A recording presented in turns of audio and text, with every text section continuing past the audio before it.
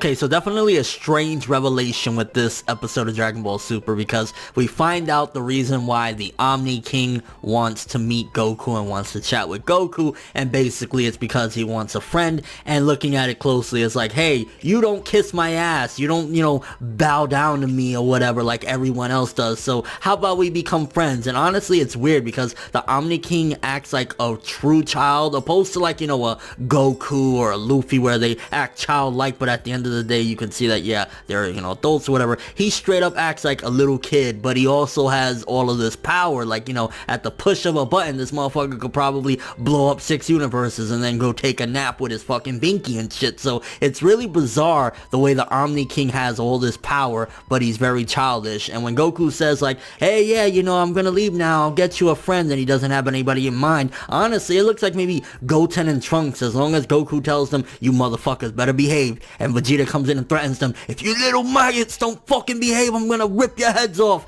Then right there he has a couple of playmates, because honestly it looks like that would be the case, because they wouldn't be scared of him either. And I mean, what was up with, and I guess this is par for the course with Dragon Ball Super, we've seen a lot of different characters go through this, but when we saw the Supreme Kai, is it just me, or was he shrunken down? Like, he was very, very short in this episode, and I think that's going to be, again, par for the course with Dragon Ball Super. I don't know if it's just this particular episode, or it's going to be like that from now on, but the dude looked like he was practically a dwarf. I'm like, yo, Supreme Kai, when did you get so short? What the fuck is going on here? One of the things about Super that's really fucking cool, and I really like it, opposed to like Dragon Ball Z, that it was mainly like Goku and Vegeta swing their dicks around, and then, oh, there's a villain that gives them a challenge. Other than that, they're stronger than everybody. Super yet again adds even more further that they're not at the top of the food chain, because you already got Beerus, you got Whis, you got these motherfuckers that make Goku and Vegeta look like, chump changes, way stronger than them. But then in this one as well, one of the bodyguards of the Omni King, I believe, or one of the servants, the dude that had like the blue skin and shit like that, apparently he's one of the top 5 warriors as well, and he's even stronger than Whis, supposedly, based on what I was reading and shit like that. How in the blue fuck is this power scale so crazy? Because if that's the case, and you can assume that since Whis is Beerus' trainer, Whis is stronger than Beerus, and then this dude is one of the top fighters for the Omni King and shit like that, like, the power scales is ridiculous. Goku and Vegeta do need to get in every ounce of training that they possibly can, because if the scale keeps on going and it's like, well, this guy's stronger than Beerus and this guy's stronger than Whis and shit like that, they have their hands full. But at the same time, it's a really good thing, because it really poses more of a threat, and it makes him more than just like Goku and Vegeta are unstoppable, there's nobody in the universe that could take them out. Like, when they go to the World Martial Arts Tournament, there's no point, because it's basically just going to be them fighting in an arena, because everybody else is nothing. You go out in the universe and you start discovering these people in Super, and it's like, they have a lot of challenges out there, and I think that's a great thing, because it makes it a little bit more down to reality for as far as the fighting goes, that Goku and Vegeta just aren't completely unstoppable in the universe, and there's only one villain here and there that comes around. No, there's more poses of threats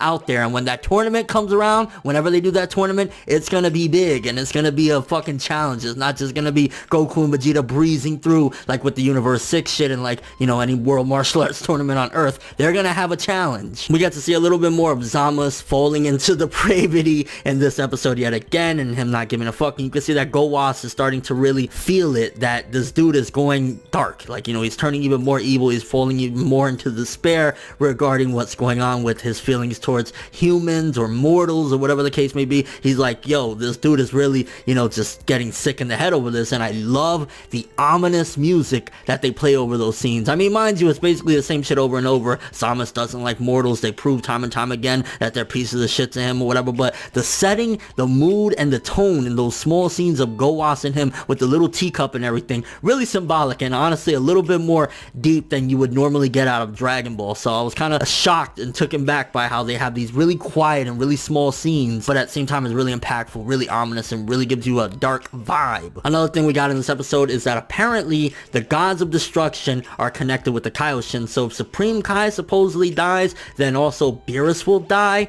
I'm kind of wondering regarding how is that supposed to take into play, because didn't a bunch of the Supreme Kais previously die, so wouldn't have Beerus died along with them back in the Majin Buu stuff? That was something that kind of threw me off, and it was unclear. Again, this is a raw reaction, or I guess slash review, because I am watching it, but I'm also getting translations as I'm watching it from people on Twitter and stuff like that. But basically, if that's the case, then I don't know, maybe if Supreme Kai and the old Kai die, then it's completely done. If there is no more Supreme Kais, then he will die. I'm kind of wondering regarding exactly how that plays out. If one of them die or both of them dies, then Beerus goes. I mean, at the same time, that's to say that basically Supreme Kai's weak ass is one of the keys to stopping Beerus if Beerus ever goes wild. It's like, okay, Supreme Kai, you gotta die, motherfucker. And then them getting in the time machine. This is just me, and I don't know if it was clarified in the episode or not, but they were cramped like a motherfucker in that time machine. But still, in the original time machine, when we seen it, you know, back in the day or whatever, it was just really small enough for Trunks. I mean, I think even Imperfect Cell had to go back in his larva egg form just so he can fit in there. How the fuck these three motherfuckers fit in there unless Bulma made some adjustments to give it more room so that way all of them could fit in there? Because if not, it's like,